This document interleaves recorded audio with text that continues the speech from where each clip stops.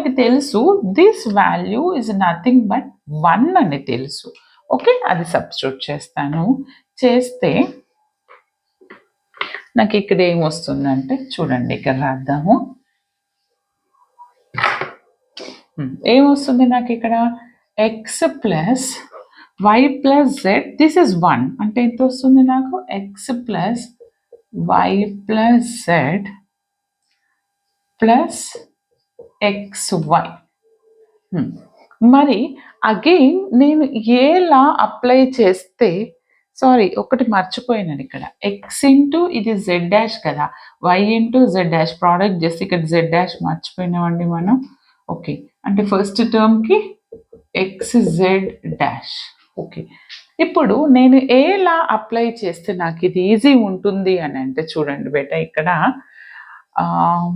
Z Z dash